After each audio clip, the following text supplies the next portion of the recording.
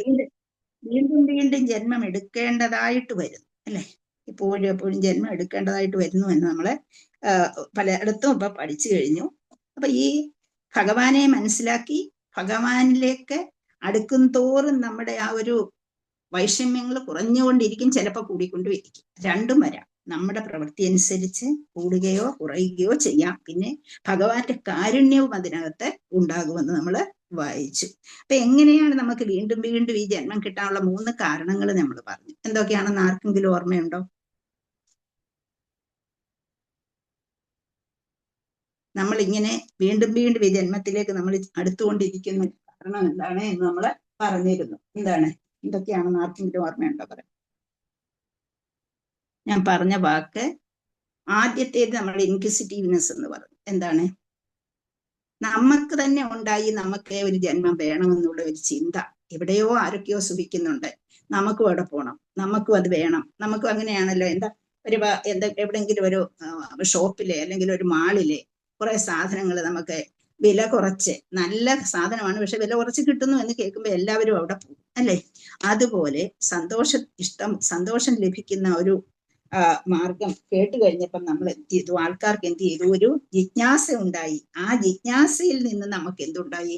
അറിയാനുള്ള ആഗ്രഹം. അവിടെ എന്താണ് കൊടുക്കുന്നത്, അവിടെ എന്താണ് വിൽക്കുന്നത്, അല്ലെങ്കിൽ എന്താണ് ഒരു മാളിൽ എന്താണ് അവിടെ എന്തൊക്കെ സാധനങ്ങളാണ് അവിടുന്ന് വില കുറച്ച് കിട്ടുന്നത്, അല്ലെങ്കിൽ നല്ല സാധനങ്ങൾ വില കുറച്ചും കിട്ടുന്നു, നല്ല ഗുണമുള്ള സാധനങ്ങളുമാണ്, അപ്പൊ നമുക്കത് പോണം എന്നുള്ള ഒരു ചിന്ത. അതുപോലെ നമ്മളിലേക്ക് ഒരു ചിന്ത വന്നു. എന്താണ്, ആദ്യമേ അറിയാനുള്ള ഒരു ആഗ്രഹം ഉണ്ടായിരുന്നു. എന്തൊക്കെയാണ് നമുക്ക് അവിടെ കിട്ടുന്നത്, എങ്ങനെയാണ് അത് ലഭിക്കുന്നത്, അതിന് ഗുണമുള്ളതാണോ എന്നൊക്കെ ഇന്ന് ചിന്തിക്കാൻ തുടങ്ങി. പക്ഷേ ആ ചിന്ത ഒന്നും ശരിയായില്ലെങ്കിലും നമുക്ക് അവിടേക്ക് പോകണമെന്നുള്ള ഒരാഗ്രഹം ഉണ്ടായി. അപ്പൊ ആ ആഗ്രഹം നമ്മളിലെ ഒരു വിത്ത് മുളയ്ക്കുന്നത് പോലെ, നമ്മുടെ ഒരു ബീജം മാതിരി നമ്മുടെ ഉള്ളിൽ ഇങ്ങനെ കിടക്കുകയായിരുന്നു ആ ആഗ്രഹം. അപ്പൊ അതങ്ങനെ അത് സാറ്റിസ്ഫൈ ചെയ്യണമെന്നുള്ള ആഗ്രഹം വെച്ചുകൊണ്ട് നമ്മള് ആഗ്രഹിക്കുന്നതായി നമ്മുടെ പിതാവായ ഭഗവാൻ അറിയുകയും അങ്ങനെ നമ്മളെ എന്ത് ചെയ്യുന്നു? ഇവിടേക്ക് അയക്കാൻ തയ്യാറാവുകയും ചെയ്യുന്നു. അപ്പൊ നമ്മൾ ആ പ്രാരബ്ധകർമ്മങ്ങളും ഒക്കെ നമ്മള് ചെയ്തു. അപ്പൊ അതിൻ്റെതായ വാസന നമുക്ക് ഓരോ ജന്മം എടുക്കുമ്പോൾ നമുക്ക് ഓരോ കർമ്മങ്ങൾ നമുക്ക് ഉണ്ട്. അതോടൊപ്പം തന്നെ അതിന്റെ വാസന, അത് കഴിഞ്ഞു കഴിയുമ്പോഴും നമുക്ക് അതിന്റെ വാസന നമ്മളിൽ ഉണ്ടാകും. അപ്പൊ ആ വാസനയാണ് നമുക്ക് ഈ ജന്മം എടുക്കുന്നതിന് കാരണമായി തീരുന്നത്. അപ്പം വാസന കൊണ്ട് നമ്മൾ എന്താണ്, എന്തെങ്കിലും ഒരു വസ്തു, നമ്മൾ ഡെയിലി ചെയ്തുകൊണ്ടിരിക്കുന്ന ഒരു വസ്തുവിനെ കുറിച്ച് നമുക്കൊരു ചിന്തയുണ്ടാകും. കിച്ചണിലെ കാര്യങ്ങളാണെങ്കിൽ പോലും നമ്മൾ ഡെയിലി ചെയ്യുന്നതനുസരിച്ച് നമ്മൾ വീണ്ടും വീണ്ടും അതേ രീതിയിൽ നമ്മൾ കിച്ചണിൽ കയറുന്നു, നമ്മൾ കാര്യങ്ങൾ ഉണ്ടാക്കുന്നു, നമ്മൾ മറ്റുള്ളവർക്ക് കൊടുക്കുന്നു, വീട് വൃത്തിയാക്കുന്നു. അപ്പൊ നമ്മൾ എന്തൊക്കെ ചെയ്യണം എന്നുള്ള ഒരു വാസന നമ്മളിൽ കിടക്കും. അതനുസരിച്ച് നമ്മൾ എന്ത് ചെയ്യുന്നു? ഓരോ പ്രവൃത്തികളും നമ്മൾ ചെയ്തുകൊണ്ടേയിരിക്കുന്നു. അങ്ങനെ നമ്മള് വീണ്ടും ജന്മമെടുക്കുകയും അങ്ങനെ ആ ഒരു രീതിയിൽ നമ്മള് ജീവിച്ചു പോവുകയും ചെയ്യുകയാണ് ചെയ്യുന്നത്. അപ്പൊ നമ്മള് ഒരു കാര്യം അറിയാനുള്ള ജിജ്ഞാസ ഉണ്ടായി, ആ ജിജ്ഞാസ ഡിസയറായി, ആ ഡിസയർ നമ്മളെ എന്ത് ചെയ്യുന്നു? നമ്മളെ ഇവിടെ കൊണ്ട് എത്തിക്കുകയും ചെയ്തു. ഇനിയും നമ്മൾ എന്താണ് ചെയ്യേണ്ടത്? നമ്മളെ തിരിച്ചു പോകാനുള്ള മാർഗങ്ങളാണ് നമ്മൾ നോക്കേണ്ടത്. അപ്പൊ അതിനു വേണ്ടിയാണ് നമ്മൾ ഭക്തി പ്രാക്ടീസ് ചെയ്യുന്നത് എന്ന് നമ്മൾ മനസ്സിലാക്കിയിട്ടുണ്ട്. അപ്പം പരീക്ഷിത് മഹാരാജാവിനെ കുറിച്ച് പറയുമ്പോൾ അദ്ദേഹം എത്രയോ സവിശേഷ ഗുണം ഭഗവത് ഭക്തനായിരുന്നു എന്നുള്ളതാണ്. അദ്ദേഹം ഇവിടെ വന്നു, കാര്യം ശരിയാണ്, ഇവിടെ വന്നെങ്കിലും അദ്ദേഹം ഭഗവത് ഭക്തൻ ആയിരുന്നു എന്നൊക്കെ നമ്മൾ പഠിച്ചു. അപ്പൊ നമുക്കിനിയും ആ 1ാമത്തെ ശ്ലോകം കഴിഞ്ഞല്ലോ അല്ലേ. അപ്പൊ ആ 1ാമത്തെ ശ്ലോകത്തെ നമ്മൾ ഇത്രയും പഠിച്ചു. ഇനി നമുക്ക് 2ാമത്തെ ശ്ലോകത്തിലേക്കാണ് നമ്മൾ പോകുന്നത്. അപ്പൊ എല്ലാവർക്കും ആ പരീക്ഷിത് മഹാരാജാവിനെ കുറിച്ച് മനസ്സിലാക്കി എടുക്കുന്നതിനുള്ള ഒരവസരം, അത് മനസ്സിലാക്കാനുള്ള ഭാഗ്യം നിങ്ങൾക്കുണ്ടാകട്ടെ എന്ന് ഞാൻ പ്രാർത്ഥിച്ചുകൊണ്ട് അടുത്ത ശ്ലോകത്തിലേക്ക് നമുക്ക് കടക്കാം. ഹരേ കൃഷ്ണ. ശ്ലോകം 2 നമ്മൾ എടുക്കാനുള്ളത്. എല്ലാവർക്കും ഇന്നത്തെ ഭാഗവതം ക്ലാസ്സിലേക്ക് സ്വാഗതം. അതുപോലെ എൻ്റെ വിനീതമായ നമസ്കാരം. ശ്ലോകം 2. സൗത്തരസ്യ തനയാം ഉപയേമായിരാവതിം ജനമേ ജയാദീൻ ചതുരസ് തസ്യാമുത്പാദയത് സുതാൻ സ ഉത്തരസ്യ തനയാം ഉപയേമ ഇരാവതീം ജനമേ ജയാദീം ചതുരസ് തസ്യാമുത്പാദയത് സുതാൻ സഹ ഉത്തരസ്യ തനയാം ഉപയേമ ഇരാവതി ജനമേ ജയ ചതുരഃ തസ്യ ഉത്പാദയത് സുതാൻ. ഇത്രയും വാക്കുകളാണ് അതിൽ ഉള്ളത്. സഹ എന്ന് കേട്ടാൽ എല്ലാവർക്കും ഇപ്പൊ അറിയാം, അദ്ദേഹം, അവൻ എന്നൊക്കെ വരുന്നത് സഹ. ഉത്തരസ്യ രാജാവ് ഉത്തരയുടെ തനയാം എന്ന് പറഞ്ഞാൽ ഇവിടെ പുത്രി, ഉപയേമേ വിവാഹം കഴിച്ചു, ഇരാവതി അവർക്ക് 2 പേരുണ്ടായിരുന്നു, ഇരാവതി എന്നും മാദ്രവതി എന്നും 2 പേരുണ്ടായിരുന്നു. ജനമേജയാദീൻ ആരുടെ നേതൃത്വത്തിലാണ് എന്നുള്ളതാണ്. മഹാരാജാവ് ജനമേജയന്റെ നേതൃത്വത്തിൽ. ചതുരസ് എന്ന് പറയുന്നത് ചതുരഹ എന്നാണ്, വിസർഗമാണ് അവിടെ. ചതുരഹ 4, തസ്യാം അവളിൽ, ഉത്പാദേ എന്ന് പറഞ്ഞാൽ ജനിപ്പിച്ചു, സുതാൻ പുത്രന്മാരുടെ. അപ്പം സൗത്തരസ്യ തനയാം ഉപയേമ ഇരാവതീം ജനമേ ജയാദീം ചതുരസ് തസ്യാം ഉത്പാദയത് സുതാൻ. ഹരേ കൃഷ്ണ. ഇന്നലെ കഴിഞ്ഞ ക്ലാസ്സിലെ നമ്മളെ ഫസ്റ്റ് ശ്ലോകം വായിച്ചില്ല. ഞാൻ എടുത്തങ്ങ് പോയി, പക്ഷെ നിങ്ങൾ വായിച്ചില്ല. അതുകൊണ്ട് ഫസ്റ്റ് ശ്ലോകം കൂടി വായിച്ചോളൂ. ഹരേ കൃഷ്ണ. ഫസ്റ്റ് ശ്ലോകം വായിച്ചോളൂ ആദ്യം.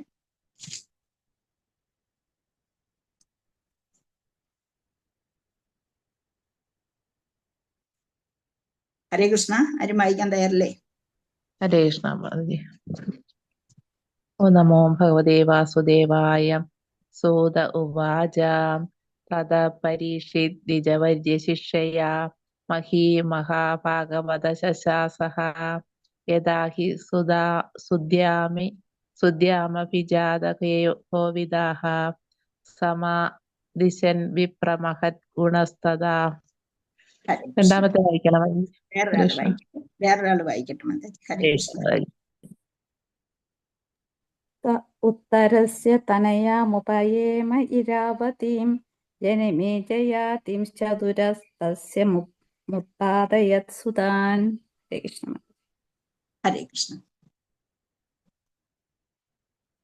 സ ഉത്തരസ്യ തനയാം ഉപയേമ ഇരാവതീം ജനമേ ജയ ആദീംശ്ച ചതുരഃ തസ്യ ഉത്പാദയത് സുതാൻ. അവിടെ അതിന്റെ വാക്കുകളെ അർത്ഥം ഞാൻ പറഞ്ഞല്ലോ. അതിന്റെ വിവർത്തനം നമുക്ക് വായിക്കാം. Translation and purport Shri Bhaktivedanta Swami Srila പ്രഭുവാദി കീ ജയ്. പരീക്ഷിത് മഹാരാജാവ് ഉത്തരരാജാവിന്റെ പുത്രിയെ പരിണയിക്കുകയും 4 പുത്രന്മാർക്ക് ജന്മം നൽകുകയും ചെയ്തു. ജന്മേജയ രാജാവ് അവരുടെ മൂത്ത പുത്രനായിരുന്നു. ഹരേ കൃഷ്ണ.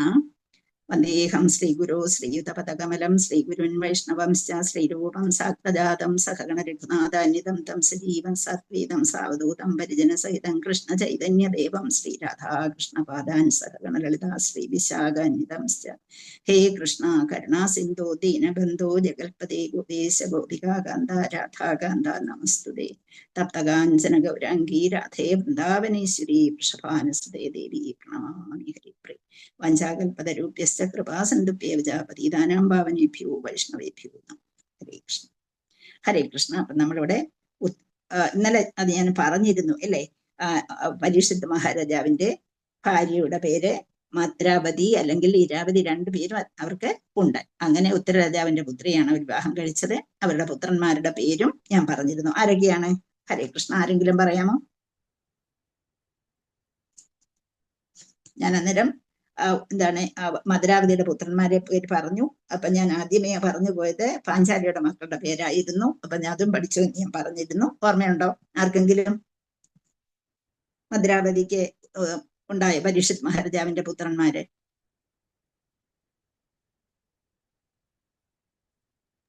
ജനമേജയന്, ഉഗ്രസേനന്, ഭീമസേനന്, ധ്രുതസേനൻ എന്ന 4 പുത്രന്മാരുണ്ടായിരുന്നു എന്ന് പറഞ്ഞിരുന്നു ഞാനത്. നിങ്ങൾ പറയുന്ന ഒന്നും കേൾക്കുന്നില്ലായിരിക്കും അല്ലേ. അപ്പം 4 പുത്രന്മാർക്ക് ജന്മം നൽകി. അതുപോലെ അദ്ദേഹം വിവാഹം കഴിച്ചത് മാതുലന്റെ പുത്രിയെ ആയിരുന്നു. ആ കാലഘട്ടത്തിൽ അങ്ങനെയൊക്കെ ഇന്നുമുണ്ട്, അത് ചിലയിടത്തൊക്കെ നിലനിൽക്കുന്നുണ്ട്. അപ്പൊ അങ്ങനെ മാതുലപുത്രിയെ വിവാഹം കഴിക്കുകയും അങ്ങനെ വേദസമ്പ്രദായം അനുസരിച്ചുള്ള വിവാഹമാണ് അവിടെ നടന്നത്. കുലം, ഗോത്രം ഇവയ്ക്കൊക്കെ പ്രാധാന്യം കൊടുത്തുകൊണ്ട് മാതുലപുത്രിയെ അർജുനൻ ആരെയാ വിവാഹം കഴിച്ചത്? മാതുലപുത്രിയായിട്ടുള്ള ആരെ വിവാഹം കഴിച്ചു? സുഭദ്രയെ വിവാഹം കഴിച്ചു അല്ലെ? ഓക്കെ. അപ്പം പണ്ട് കാലത്ത് വിവിധ തരത്തിലുള്ള വിവാഹ സമ്പ്രദായങ്ങൾ നിലനിന്നിരുന്നു അല്ലെ? അപ്പൊ അങ്ങനെ ഗന്ധർവ വിവാഹം ഉണ്ടായിരുന്നു, രാക്ഷസ വിവാഹം ഉണ്ടായിരുന്നു, ബ്രഹ്മവിവാഹം ഉണ്ടായിരുന്നു, ദൈവവിവാഹം ഉണ്ടായിരുന്നു, പ്രജാപത്യ ഉണ്ടായിരുന്നു, അസുര വിവാഹം ഉണ്ടായിരുന്നു, പൈശാച വിവാഹം ഉണ്ടായിരുന്നു. അങ്ങനെ വിവിധ തരത്തിലുള്ള വിവാഹങ്ങൾ പണ്ടുകാലത്ത് നിലനിന്നിരുന്നു വേദസമ്പ്രദായം അനുസരിച്ച്. പക്ഷെ സാധാരണ നിലയിൽ കുലവും ഗോത്രവും നോക്കിയാണ് വിവാഹം നടത്തിയിരുന്നതെങ്കിലും സമയത്തിനനുസരിച്ച് വിവിധ തരത്തിലുള്ള വിവാഹങ്ങൾ അന്ന് നടന്നിരുന്നു എന്ന് നമുക്കറിയാം. അപ്പം ആ ഒരു പെൺകുട്ടിയുടെ ഫാമിലിയെ നോക്കിയും ആൺകുട്ടിയുടെ ഫാമിലിയെ നോക്കിയും, അതാണ് കുലം ഗോത്രം ഒക്കെ നോക്കുക എന്ന് പറയുന്നത്. സാഹചര്യത്തിനനുസരിച്ച് നമുക്ക് ഗന്ധർവ വിവാഹം, ആർക്കെങ്കിലും എക്സാമ്പിൾ പറയാമോ ഗന്ധർവ വിവാഹത്തിന്?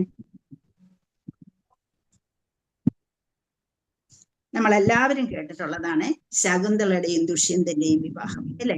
അപ്പം അവര് അവിടെ വനത്തിൽ വെച്ച് കണ്ടുമുട്ടുന്നു. അച്ഛനില്ലാത്ത സന്ദർഭത്തിലാണ് ദുഷ്യന്തൻ ശകുന്തളയെ ഗന്ധർവ വിവാഹമല്ല, ഗാന്ധർവ വിവാഹം എന്ന് പറയും. ഇനിയും രാക്ഷസ വിവാഹം ആർക്ക് പറയാം? എല്ലാവർക്കും അറിയായിരിക്കും അത്. അല്ല, ഭീമന്റെ വിവാഹം അതല്ല. അമ്മ പറഞ്ഞു കല്യാണം കഴിച്ചു എന്ന് പറഞ്ഞു, കുന്തിദേവി പറഞ്ഞു, അങ്ങ് നടത്തിയായിരുന്നു ചെയ്തത്. പക്ഷേ രാക്ഷസ വിവാഹം എന്ന് പറയുന്നത് മാം രാക്ഷസ എന്ന് വിളിച്ചുകൊണ്ട്, എന്താണ് രുക്മിണി ലെറ്റർ എഴുതിയതും ഭഗവാന് കത്തയച്ചതും ഒക്കെ ഭാഗവതത്തിൽ പ്രത്യേകിച്ച് പറയുന്നുണ്ട്. എന്നെ രാക്ഷസ വിവാഹത്തിൽ കൂടി കൊണ്ടുപോകൂ എന്നാണ് പറഞ്ഞത്. അങ്ങനെ രാക്ഷസ വിവാഹം, കൃഷ്ണന്റെ വിവാഹം, രുക്മിണിയുടെയും കൃഷ്ണന്റെയും വിവാഹം രാക്ഷസ വിവാഹം. കാരണം രുക്മിണി ഭഗവാനെ ഇഷ്ടപ്പെട്ടിരുന്നു. എങ്ങനെ? ഭഗവാനെ കണ്ടിട്ടില്ല, അദ്ദേഹത്തെ കുറിച്ച് ഒരിക്കലും കണ്ടിട്ടില്ലാത്ത ഭഗവാനെ രുക്മിണി ഇഷ്ടപ്പെട്ടിരുന്നു. എങ്ങനെ? അവിടെ കൊട്ടാരത്തിൽ വരുന്ന ആൾക്കാർ പറഞ്ഞ് അവർക്ക് രുക്മിണി ദേവിക്ക് ഭഗവാനോട് സ്നേഹം ഉണ്ടാവുകയും ലാസ്റ്റിൽ ആരാണ് ശിശുപാലൻ വിവാഹം കഴിക്കാൻ പോകുന്നു എന്ന് മനസ്സിലാക്കിയ അവസരത്തിൽ സഹോദരൻ രുക്മി, 4 സഹോദരന്മാർ അവർക്കുണ്ട്. അതിൽ രുക്മി പ്രത്യേകിച്ച് ശിശുപാലനെ കൊണ്ട് വിവാഹം കഴിപ്പിക്കാൻ തയ്യാറാവുകയും അതേ തലേ ദിവസമായപ്പോഴത്തേക്ക് രുക്മിണി ഒന്നുകിൽ ആത്മഹത്യ ചെയ്യും, അല്ലെങ്കിൽ ഭഗവാൻ വന്ന് കൊണ്ടുപോകണം എന്നുള്ള ആ രീതിയിലുള്ള ലെറ്റർ എഴുതി അയക്കുകയും ഒരു ബ്രാഹ്മണൻ അവിടെ കൊണ്ടു കൊടുക്കുകയും അങ്ങനെ ഭഗവാൻ വന്ന് അവരെ വിവാഹം കഴിച്ചുകൊണ്ട് പോവുകയും ചെയ്തു. അങ്ങനെ ഭഗവാന്റെ വളരെ വേഗം ഭഗവാൻ എത്തി എന്നൊക്കെ നമ്മൾ കേട്ടിട്ടുണ്ട്. ദാരികനായ സാരഥിയോടുകൂടി ഏറ്റവും കൂടുതൽ വേഗത്തിൽ ഓടുന്ന കുതിരകളോടും കൂടി വരികയും അങ്ങനെ ഇവിടെ വന്ന് വിവാഹം കഴിച്ചുകൊണ്ട് പോവുകയും ചെയ്തിട്ടുണ്ട്. ഭഗവാന്റെ 4 കുതിരകളെ കുറിച്ച് പ്രത്യേകം എടുത്തു പറയുന്നുണ്ട്. ശൈബ്യൻ, സുഗ്രീവൻ, മേഘപുഷ്പൻ, ബലാഹൻ എന്ന 4 കുതിരകളാണ് അവർ കൊണ്ടുവന്നതെന്നൊക്കെ ഭാഗവതം പ്രത്യേകിച്ച് പറയുന്നുണ്ട്. ശൈത്യൻ എന്ന് പറയുന്ന തത്ത ചിറക് പോലെ പച്ച നിറത്തിലുള്ള കുതിര, അതുപോലെ സുഗ്രീവൻ എന്ന് പറയുന്ന സ്വർണത്തിന്റെ മഞ്ഞ നിറത്തിലുള്ള കുതിര, മേഘപുഷ്പൻ മേഘത്തിന്റെ നിറത്തിലുള്ള കുതിര, അതുപോലെ ബലാഹൻ വെളുത്ത നിറത്തിലുള്ള കുതിര. അത് ഓരോന്നിനെയാണ് സൂചിപ്പിക്കുന്നത്. അങ്ങനെ എത്രയും വേഗം ഇവിടെ എത്തുകയും ഭഗവാൻ വന്ന് രുക്മിണിയെ ബലാത്കാരമായി കൊണ്ടുപോവുകയും ചെയ്തു എന്ന് സ്റ്റോറിയിൽ, നമ്മുടെ സ്റ്റോറിയല്ല, ഭാഗവതത്തിൽ പറയുന്നുണ്ട്. ഭാഗവതത്തിൽ രുക്മിണി അയച്ച ലെറ്ററും ഉണ്ട്. അതിനെ കുറിച്ച് നമ്മളിനിയും ഭാഗവതം നിങ്ങൾ പഠിക്കുമ്പോൾ നിങ്ങൾക്ക് പഠിക്കാൻ കഴിയും. അത് രാക്ഷസ വിവാഹമായിരുന്നു. അങ്ങനെ സെയിം വർണ്ണത്തിലുള്ള ഒരു വിവാഹം കഴിക്കുന്നതിനെ ബ്രഹ്മവിവാഹം എന്ന് പറയും. അങ്ങനെ പല കുലവും ഗോത്രവും നടക്കുന്ന പല വിവാഹങ്ങളും ഉണ്ട് എന്ന് നമുക്ക് അറിയാം. ഇവിടെ വേദസമ്പ്രദായം അനുസരിച്ചുള്ള വിവാഹത്തിൽ കുലം, ഗോത്രം എന്നിവയ്ക്ക് പ്രത്യേകം പ്രാധാന്യം കൽപ്പിച്ചിരുന്നു എന്ന് പറയുന്നു. ഇത്രയും അതിനെക്കുറിച്ച് നമുക്ക് പ്രഭുപാദര് പറഞ്ഞു തന്നിട്ടുള്ളതാണ് ഇത്രയും കാര്യങ്ങൾ. പിന്നെ അദ്ദേഹത്തിന്റെ ഏറ്റവും മൂത്ത പുത്രൻ ആരായിരുന്നു? പരീക്ഷിത് മഹാരാജാവിന്റെ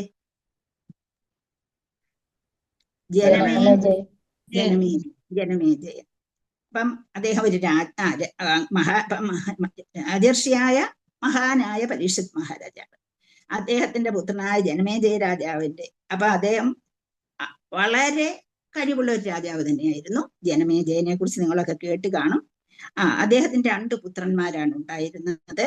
അദ്ദേഹത്തിന്റെ പുത്രന്മാരുടെ പേര് വളരെ ചുരുക്കിയാണ് ഇവിടെ പറയുന്നത്. ജ്ഞാതാനീകൻ എന്നും ശംഖുകർണൻ എന്നും 2 പുത്രന്മാരുണ്ടായിരുന്നു. ഒരുപാട് യജ്ഞങ്ങൾ നടത്തിയ ആളാണ് അദ്ദേഹം, ജനമേജയൻ. അപ്പം പരീക്ഷിത് മഹാരാജാവിന് എന്താണ് സംഭവിച്ചത്? അദ്ദേഹം വളരെ ലോകത്തെ മുഴുവൻ ഒന്നിച്ചു ഭരിച്ചിരുന്ന, എന്ന് വെച്ചാൽ ഭൂലോകത്തെ മുഴുവൻ ഒന്നിച്ചു ഭരിച്ച അവസാനത്തെ രാജാവ് കൂടിയായിരുന്നു ഏറ്റവും. അപ്പൊ അങ്ങനെയുള്ള മഹാരാജാവ് എന്ത് സംഭവിച്ചു? എന്താണ് അദ്ദേഹത്തിന് സംഭവിച്ചത്? ശൃംഗിയുടെ ശാപം കിട്ടും. ശാപം കിട്ടുകയും അദ്ദേഹത്തിനെ ദർശകൻ കടിച്ച് മരിക്കേണ്ടതായിട്ട് വരികയും ചെയ്തു അല്ലെ. അപ്പൊ അതുകൊണ്ടാണ് ആ സമയത്താണ് നമുക്ക് ഭാഗവതം കിട്ടുന്നതെന്ന് നമുക്ക് അറിയാം അല്ലെ. അപ്പൊ അങ്ങനെ അദ്ദേഹത്തിന് ശേഷം അദ്ദേഹത്തിന്റെ പുത്രൻ രാജാവാകുകയാണ്. പക്ഷേ അദ്ദേഹത്തിന് ഒരു ഇതുണ്ടായിരുന്നു, ഒരു വൈരാഗ്യം മനസ്സിലുണ്ടായിരുന്നു. ധാർമ്മികമായിട്ടല്ല എന്റെ അച്ഛനെ തക്ഷകൻ കടിച്ചത്, തക്ഷകുലത്തിൽ. അപ്പൊ അതുകൊണ്ട് അതിന് പ്രതികാരം വീട്ടണമെന്നുള്ള ചിന്താഗതി അദ്ദേഹത്തിന് ഉണ്ടായിരുന്നു. അങ്ങനെ പ്രതികാരം വീട്ടാനായിട്ട് എന്ത് നടത്തി അദ്ദേഹം? സർപ്പയാഗം നടത്തി. സർപ്പയജ്ഞം നടത്തുകയും എല്ലാ സർപ്പങ്ങളെയും ഹോമിക്കാനായിട്ട് അദ്ദേഹം തയ്യാറാവുകയും ചെയ്തു. അപ്പൊ സർപ്പയജ്ഞം അനുഷ്ഠിക്കുന്നു. അപ്പൊ അതിനുശേഷം ജനമേജയ രാജാവിനെ കുറിച്ച് നിങ്ങൾ കേട്ടിട്ടുണ്ടാവും. സർപ്പയജ്ഞം അനുഷ്ഠിച്ച് അദ്ദേഹത്തിന് അസുഖം ഉണ്ടാകുന്നു, ഗുരുവായൂർ വന്നിരുന്നു എന്നൊക്കെ നിങ്ങൾ കഥകളിൽ കേട്ടിട്ടുണ്ടാവും അല്ലെ. അപ്പൊ അങ്ങനെ സർപ്പവംശങ്ങളെ മുഴുവൻ ഉന്മൂലനം ചെയ്യണം. എന്തുകൊണ്ട്? എന്റെ അച്ഛനോട് കാണിച്ച അനീതിയാണ്. കാരണം ഒരു ചെറിയ കാര്യത്തിന് അദ്ദേഹത്തിന് അതിനെ ചെറുക്കാൻ കഴിയുമായിരുന്നു, ആ ശാപത്തെ. എന്നിട്ട് പോലും അദ്ദേഹം ചെറുത്തില്ല. അദ്ദേഹം എന്ത് ചെയ്തു? അതിനെ ഭഗവാന്റെ വിധിയാണ് എന്ന് കരുതി, ഭഗവാൻ തന്നതാണ്, ഒരു പ്രസന്റേഷനാണ് എന്നുള്ള രീതിയിലാണ് ആ ശാപത്തെ അദ്ദേഹം സ്വീകരിക്കുന്നത്. എന്നിട്ടും തക്ഷകൻ വന്ന് കടിച്ച് എന്തെല്ലാം കാര്യങ്ങൾ ഒരുക്കിയിട്ടും തക്ഷകൻ വന്നപ്പോൾ തക്ഷകനുള്ള ആ വൈരാഗ്യം അദ്ദേഹത്തിന്റെ മനസ്സിലുണ്ടാകുകയും ഉന്മൂലനം ചെയ്യാൻ ശ്രമിക്കുകയും ചെയ്തു. സർപ്പയജ്ഞം നടത്തുകയും ചെയ്തു. നടത്തിക്കൊണ്ടിരുന്ന അവസരത്തിൽ സർപ്പങ്ങളെല്ലാം ഇങ്ങനെ ഹോമിക്കുന്നത് കണ്ടിട്ട് ദേവന്മാരും പ്രധാനപ്പെട്ട ഋഷിമാരും പ്രപഞ്ചത്തിന്റെ കാര്യങ്ങൾ നോക്കുന്നവരെല്ലാം വന്നിട്ട് അദ്ദേഹത്തെ ഉപദേശിച്ചു. ആ ഉപദേശം അദ്ദേഹം കേൾക്കുകയും ചെയ്തു. അങ്ങനെ ഒരുപാട് സർപ്പങ്ങളെ ഹോമിച്ചു കഴിഞ്ഞപ്പോൾ തക്ഷകൻ പോയി എവിടെ പോയിരുന്നു? ഇന്ദ്രന്റെ അടുത്ത് പോയി എന്ത് ചെയ്തു? ഷെൽട്ടർ വാങ്ങിച്ചു അല്ലെ. അപ്പൊ അങ്ങനെ അവിടെ നിന്ന് യജ്ഞം ഇങ്ങനെ നടന്നുകൊണ്ടിരുന്നപ്പോൾ ഇവരെല്ലാം വന്ന് അദ്ദേഹത്തെ ഉപദേശിക്കുന്നു. ശരി, അദ്ദേഹം അതിന് തയ്യാറാകുന്നു. അദ്ദേഹം സർപ്പയജ്ഞം നിർത്തിവെക്കുന്നു. പക്ഷെ നിർത്തിവെച്ചു എങ്കിലും അദ്ദേഹം എന്ത് ചെയ്തു? വന്നവർക്കെല്ലാം ഇഷ്ടം പോലെ പാരിതോഷികങ്ങൾ നൽകി അദ്ദേഹം അവരെ എല്ലാം സ്വീകരിക്കുന്നു. അപ്പൊ എല്ലാവർക്കും പാരിതോഷികങ്ങളൊക്കെ നൽകി അവരെല്ലാം സംതൃപ്തമാക്കി. കാരണം യജ്ഞം നടത്തുമ്പോൾ ഒരുപാട് പാരിതോഷികങ്ങൾ നൽകണം. മഴ പെയ്യുന്നത് പോലെയാണ്, അതുപോലെ വാരി വാരി കൊടുക്കണമെന്നാണ് പറയുന്നത്. അപ്പൊ ഇഷ്ടംപോലെ പാരിതോഷികങ്ങളൊക്കെ നൽകി അവരെല്ലാം സംതൃപ്തരാക്കി. അപ്പം മഹാമുനി വ്യാസദേവനും അവിടെ സന്നിഹിതനായിരുന്നു എന്ന് പറയുന്നുണ്ട്. അപ്പം അവിടെ വെച്ച് വ്യാസദേവൻ രാജാവിന് ആ സമയത്ത് ഇദ്ദേഹത്തിന് അത്രയും ഒന്നും നടന്ന യുദ്ധത്തെക്കുറിച്ച് പൂർണ്ണമായ അറിവ് അദ്ദേഹത്തിന് പറഞ്ഞു കൊടുക്കുന്നുണ്ട്. വ്യാസദേവൻ വർണ്ണിച്ച് കേൾക്കുന്നുണ്ട്. അങ്ങനെ വ്യാസദേവന്റെ കൽപ്പന പ്രകാരം അവിടെ വെച്ച് വ്യാസന്റെ ശിഷ്യന്റെ പേരാണ് വൈശമ്പായൻ എന്ന് പറയും. വൈശമ്പായനൻ നിങ്ങളെല്ലാം കേട്ടിട്ടുണ്ടാവും. വ്യാസദേവൻ ഇവിടെ പറഞ്ഞു കൊടുത്തത് വേദങ്ങൾ പറഞ്ഞു കൊടുത്തു. അതുപോലെ കുരുക്ഷേത്ര യുദ്ധ ചരിത്രത്തെ കുറിച്ച് പറഞ്ഞു കൊടുത്തു. വൈശമ്പായനൻ മഹാഭാരതം അദ്ദേഹത്തിന് പറഞ്ഞു കൊടുക്കുകയും ചെയ്തു എന്നാണ് പറയുന്നത് ജനമേജയന്. അപ്പൊ അങ്ങനെ എന്നിട്ടും അദ്ദേഹം വളരെ ദുഃഖാകുലനായിരുന്നു. അദ്ദേഹത്തിന് ഒട്ടും തന്നെ തന്റെ പിതാവിനോട് ഇപ്രകാരം ചെയ്തല്ലോ എന്നുള്ള ചിന്താഗതി, ഇത്ര നല്ലൊരു വ്യക്തി ആയിരുന്നിട്ട് കൂടി അദ്ദേഹത്തിനോട് ഇപ്രകാരം ചെയ്തല്ലോ എന്ന ചിന്താഗതി അദ്ദേഹത്തിന്റെ മനസ്സിൽ നിന്ന് പോയില്ല എന്നുള്ളതാണ് പറയുന്നത്. അപ്പം അദ്ദേഹം വ്യാസദേവനോട് പറയുന്നു, എനിക്ക് എന്റെ പിതാവിനെ ഒന്നുകൂടി കാണണമെന്ന് പറയുന്നു. അങ്ങനെ അദ്ദേഹം വ്യാസദേവൻ ഹരേ കൃഷ്ണ വ്യാസദേവനെ ഹരേ കൃഷ്ണ എന്തെങ്കിലും ചോദിച്ചോ മാതാജി? അങ്ങനെ പിതാവിനെ കാണാനുള്ള ഇംഗിതം അറിയിക്കുകയും അദ്ദേഹത്തിന്റെ ആഗ്രഹം നിറവേറ്റുകയും ചെയ്തു. അപ്പം സ്വപിതാവിനെയും വ്യാസദേവനെയും അങ്ങനെ ഒരുമിച്ച് അവിടെ വെച്ച് കാണുന്നു. അത്യന്തം ആദരവോടുകൂടി പ്രതാപത്തോടുകൂടെയും അദ്ദേഹത്തെ പ്രണമിക്കുകയും ചെയ്തു. അങ്ങനെ പൂർണ്ണ സംതൃപ്തനായി യജ്ഞത്തിൽ വന്നവർക്കെല്ലാം കൈനിറയെ എന്തു കൊടുത്തു? പാരിതോഷ്യങ്ങളെല്ലാം നൽകി ജനമേജയ രാജാവ് തന്റെ കർത്തവ്യം നിറവേറ്റുകയും ചെയ്തു എന്നാണ് പറയുന്നത്. അപ്പൊ അത്രയും കഥകള്. അപ്പം ജനമേജയ രാജാവാണ് ആ വംശം, കുരുവംശം ഇങ്ങനെ വരികയാണ്. കുരുവംശത്തിന്റെ ലാസ്റ്റ് വരുമ്പോഴത്തേക്ക് എന്താണ്? അപ്പൊ ജനമേജയൻ അദ്ദേഹത്തിന്റെ പുത്രന്മാർ 2 പേരുണ്ടായിരുന്നു എന്ന് പറഞ്ഞെങ്കിലും ജ്ഞാതാനീകനും ശംഖുകർണനും ഉണ്ടായിരുന്നു. പക്ഷേ കലിയുഗം ആരംഭിച്ചു കഴിഞ്ഞു. കലിയുഗത്തിന്റെ ആ ഒരിത് എല്ലായിടവും വ്യാപിച്ചു കഴിഞ്ഞു. കലിയുഗം ആരുടെ സമയത്തെ ഉണ്ടായി? ഇപ്പൊ നമ്മൾ പഠിക്കാൻ പോവുകയാണ്. ആരുടെ സമയത്തെ ഉണ്ട്? പരീക്ഷത്തിന്റെ സമയത്ത് തന്നെ വന്നു കഴിഞ്ഞു. അപ്പൊ അതിന്റെ പ്രാഗൽഭ്യം കൊണ്ടായിരിക്കാം മക്കള് 2 പേരും അത്ര വലിയ ഒരു പേര് എടുത്തില്ല. അദ്ദേഹത്തിന്റെ കൊച്ചുമകനായിരുന്നു അശ്വമേധദത്തൻ എന്ന് പറയുന്നത്. അദ്ദേഹം പിന്നീട് രാജ്യം ഭരിച്ചു. അങ്ങനെ കുരുവംശം ഇങ്ങനെ നിലനിന്നു പോയി. ഇതുപോലെ പ്രശസ്തി അല്ലെങ്കിലും നിലനിന്നു പോവുകയും അവസാന രാജാവ് ക്ഷേമകൻ എന്നായിരുന്നു. കുരുവംശത്തിലെ അവസാന രാജാവിന്റെ പേരായിരുന്നു ക്ഷേമകൻ. അദ്ദേഹത്തെ പക്ഷേ മന്ത്രിയായ വിശ്വൻ എന്നും പറഞ്ഞൊരാൾ വധിച്ചു. അങ്ങനെയാണ് ആ വംശം അവസാനിക്കുന്നത്. പിന്നീട് വിശ്വൻ കുറെ നാളെ ഭരിക്കുകയും ചെയ്തു. അങ്ങനെ ആ കുരുവംശത്തിന്റെ ഇത് നമ്മളിവിടെ പറഞ്ഞു നിർത്തുകയാണ്. അപ്പൊ നമ്മള് പരീക്ഷത്തിന്റെ ആത്മീയ ഗുരു ആരായിരുന്നു? ഹരേ കൃഷ്ണ. സുഖദേവ് ഗോസ്വാമി. സുഖദേവ് ഗോസ്വാമി ഇവിടെ ഭാഗവതം പറഞ്ഞു കൊടുക്കുമ്പോൾ ശരിയാണ്, ആത്മീയ ഗുരുവാണ്. അല്ലാതെ അതിനു മുമ്പ് ഗുരുവായിട്ട് സുഖദേവ് ഗോസ്വാമിയാണ് ഗുരു. ഇതിലെ ആത്മീയമായിട്ട് ഭാഗവതം പറഞ്ഞത്. ടോട്ടലായിട്ട് എടുക്കുമ്പോൾ ആരാണ് ഗുരു? കൃപാചാര്യരല്ലേ മാതാജി? കൃപാചാര്യരാണ്. ശാരദ്വന്റെയും ജനപതിയുടെയും മകനായ കൃപാചാര്യരായിരുന്നു അദ്ദേഹത്തിന്റെ ആദ്യത്തെ ഗുരുവ്. അപ്പൊ അങ്ങനെ കൃപാചാര്യരുടെ പ്രത്യേകത എന്താണ്? ചിരഞ്ജീവികളിൽ ഒരാളായിരുന്നു അല്ലെ? 7 ചിരഞ്ജീവികൾ ഉണ്ട്. ആർക്കെങ്കിലും അറിയാമോ? ഈ കൃപാചാര്യൻ എന്ന് പറയുന്നത് ആരാണ് ഒന്നൊന്ന് ഓടിച്ചു നോക്കാം നമുക്ക്. ആരാണ് കൃപാചാര്യരുടെ?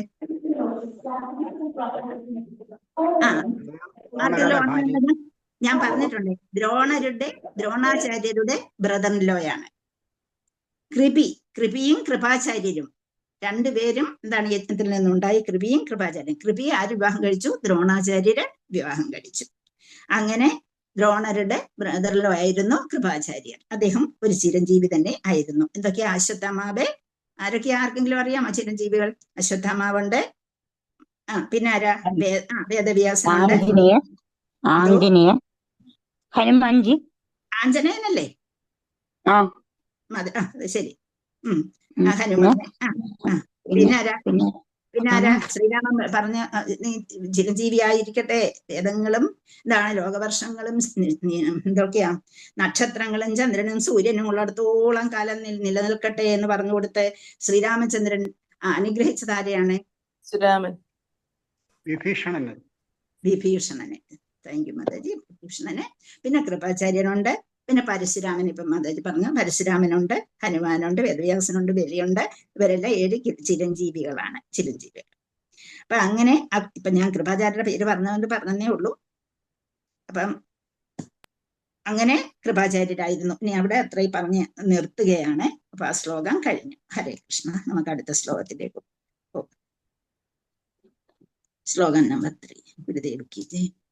ആജഹാരാശ്വമേധാം സ്ത്രീൻ ഗംഗായാം ഭൂരി ദക്ഷിണാൻ ശാരദ്വതം ഗുരും കൃത്വാ ദേവാ യത്രാക്ഷിരാഹ.